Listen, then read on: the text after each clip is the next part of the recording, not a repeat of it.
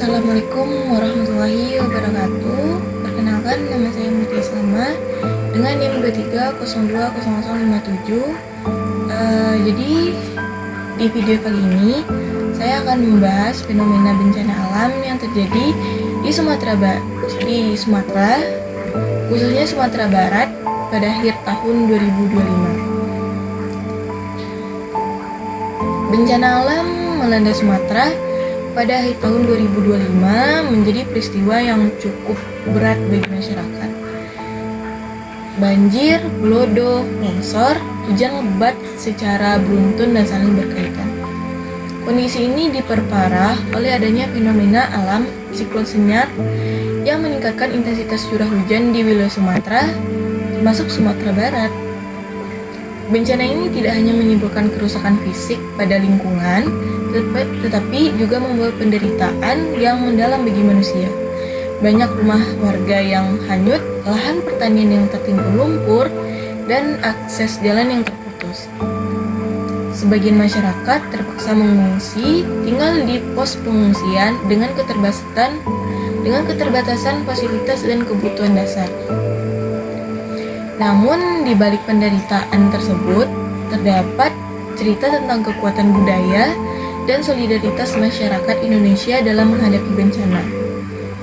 Melalui video ini, saya ingin melihat bencana bukan hanya sebagai peristiwa alam, tetapi sebagai cerminan hubungan manusia, lingkungan, teknologi, dan budaya. Yang pertama itu adalah hubungan manusia dengan lingkungan. Bencana alam yang terjadi menunjukkan adanya ketidakseimbangan antara hubungan manusia dengan lingkungan.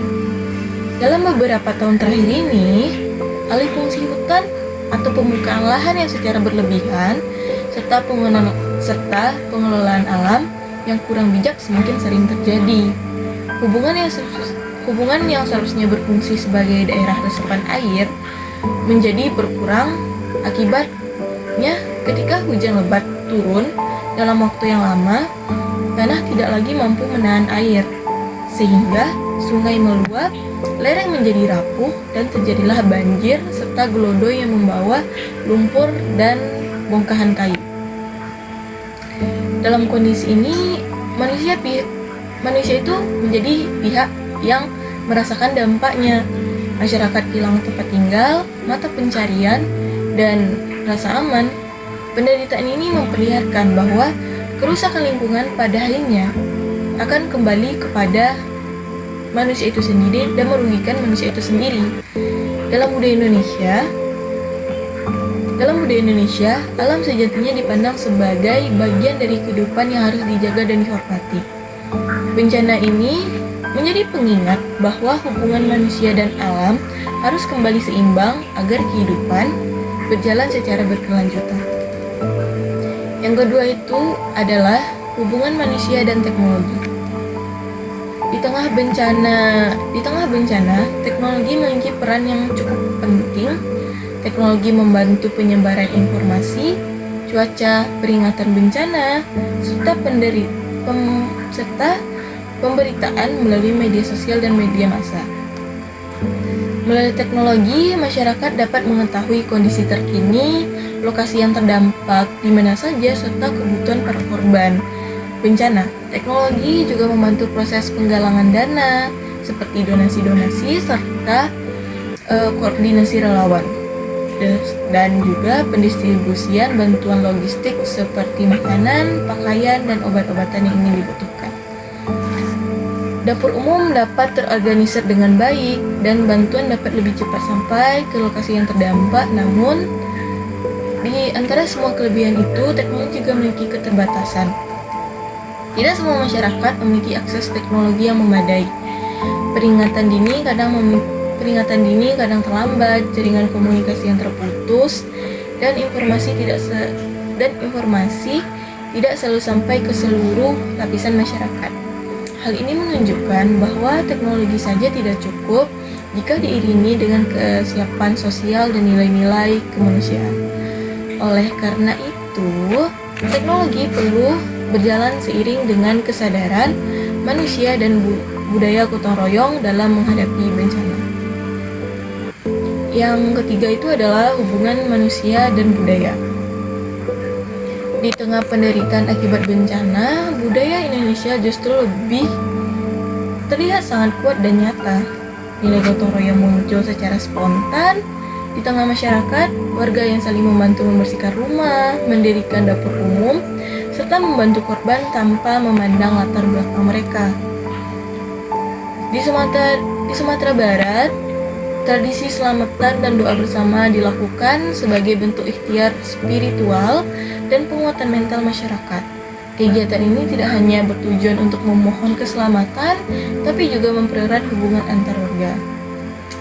Misalnya saja, dapat saya contohkan itu di Jembatan Kembar Lembah Anai, mereka mengadakan doa bersama untuk keselamatan para korban di sana dan juga keselamatan para pengguna jalan. Selain itu juga, mitos dan kepercayaan terhadap alam kembali dimaknai bukan sebagai hal mistis semata, tetapi sebagai bentuk kearifan lokal yang mengajarkan manusia untuk hidup selaras dengan alam dan tidak bersifat serakah. Budaya berperan sebagai penopang psikologis bagi bencana. Ketika harta benda hilang dan kehidupan berubah secara drastis, kebersamaan dan solidaritas menjadi sumber kekuatan utama untuk bangkit kembali. Inilah yang disebut resiliensi budaya, yaitu kemampuan masyarakat untuk bertahan, menyesuaikan diri, dan pulih melalui nilai-nilai budaya yang dimiliki. Dari peristiwa bencana alam di Sumatera ini, kita dapat memahami bahwa bencana bukan hanya persoalan alam semata. Bencana mencerminkan hubungan yang saling terkait antara manusia, lingkungan, teknologi, dan budaya. Budaya Indonesia hadir sebagai jembatan antara penderitaan akibat bencana dan upaya adaptasi berkelanjutan di masa depan. Dengan menggabungkan kearifan lokal, semangat gotong royong, dan teknologi yang tepat guna, manusia dapat membangun hubungan yang lebih seimbang dengan alam. Refleksi dari video ini adalah budaya bukan sesuatu yang tertinggal oleh zaman, melainkan kekuatan penting dalam menghadapi krisis dan membangun masa depan yang lebih manusiawi dan berkelanjutan. Terima kasih. Assalamualaikum warahmatullahi wabarakatuh.